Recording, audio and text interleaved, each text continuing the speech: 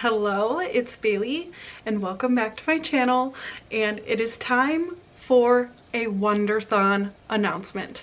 I'm so excited, you have no idea. We are finally here after a whole year to do the second round of the Wonderthon Readathon. Last year it was Ancient Wonders. This year we are doing the Renaissance Wonders Readathon, Wonderthon for short. This is a readathon put on and hosted by Lizzie from Lizzie's Literary Life.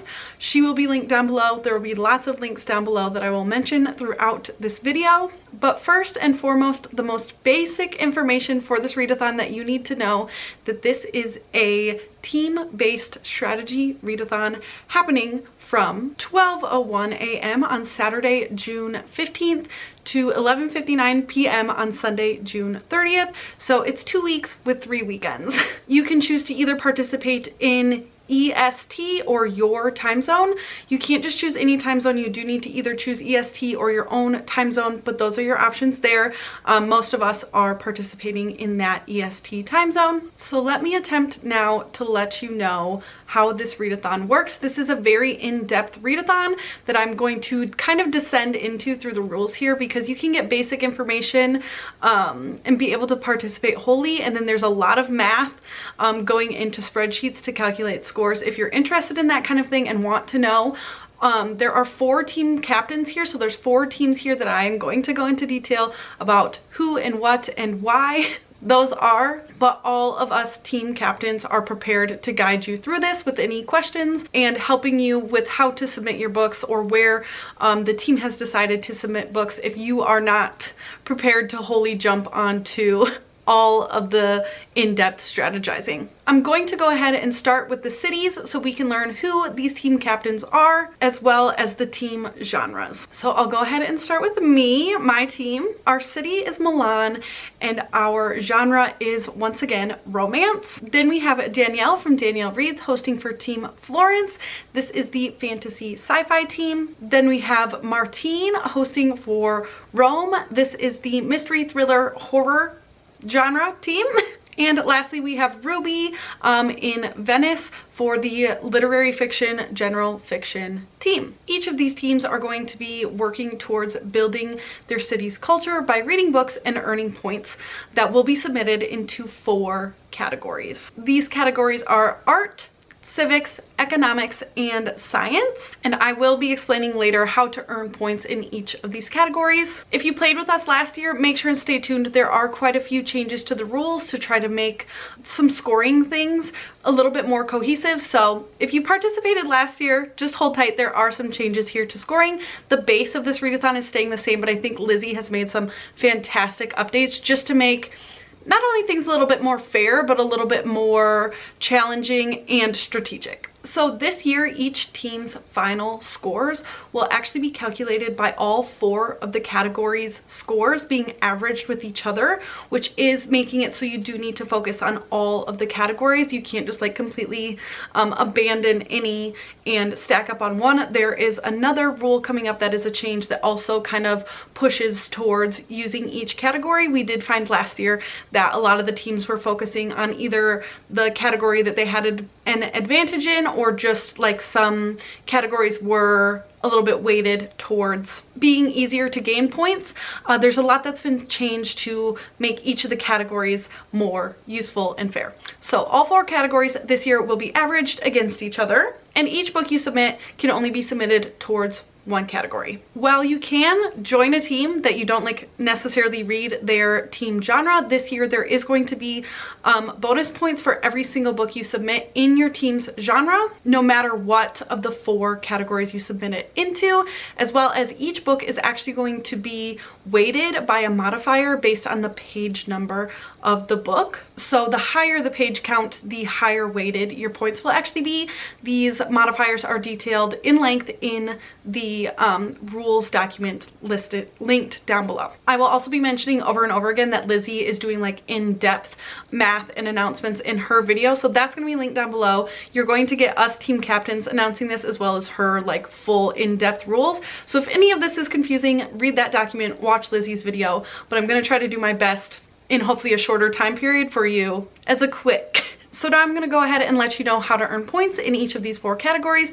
I'm going to start with the scientific because my team Milan has the scientific bonus, which I'll talk about the wonder bonuses in a little bit as well, but this points category is the one that my team has an advantage in. So the scientific category, you are submitting and earning points based on following this little chart here. And the way this works is that you have to do the paths in order, and you can do 2 paths per book. So for example, you could read an audiobook that is adult, and then following that path down, you could read a second book to then submit for your favorite genre that has disability rep, but you could not do like your favorite genre and then a reread.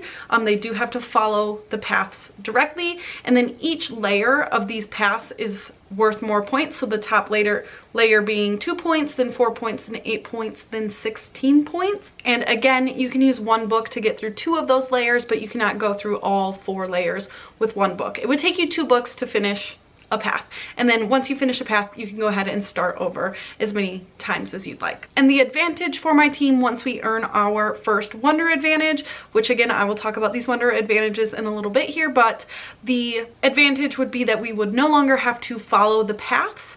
You do still have to do them in order, but you could jump across the board, not directly down. Again, each team will be submitting for each of these categories I'm going to talk about, but each team will be earning an advantage towards one eventually through their wonder. So let's talk about the art category next. The art category is now exclusively for submitting your graphic works, so any graphic novels, manga, stuff like that. And this is the only category that those books can be submitted to this year. How this category is going to work is that each book is going to start with a base of 2 points. So reading that book will automatically get you 2 points. And then there is a short list of prompts that completing each of those could earn you an additional 2 points per prompt, and you can stack those prompts together. The team that has the advantage in this category is going to be Florence, which is Danielle's team, which is the fantasy sci-fi team. And after they get that first wonder, the base points are going to go up to 3, as well as the additional points going up to 3. So there's a jump in points once they hit that. The third points category is the civics category, and this category is essentially you building your buildings for your city. And so there is a list of prompts here that have varying point values, and you can use one book for up to 3 prompts. You can reuse these prompts each time you read a book. Like you can use the same 3 for every book, but you can only use up to 3 each time. Like you don't have to complete the whole list. You could do the same 3 for every book if that's how your books are working out for you, but up to 3 per book. And the team with an advantage in this category is Rome, hosted by Martine, and that is the thriller mystery horror team. And once they get that first wonder, they will be able to redeem points for 5 prompts rather than 3. The final points category is the economic category, and in this category this year you will be progressing through a game board, and you will be moving spaces based on the ending page number of your book, and the spaces that you land on will determine the points that that is going to be worth. So you need to strategize, look ahead at your books at those ending page numbers. This board is continuous, so if you complete, you will just loop the board and keep going, and you will receive an extra 8 points every time you finish a book that loops the board.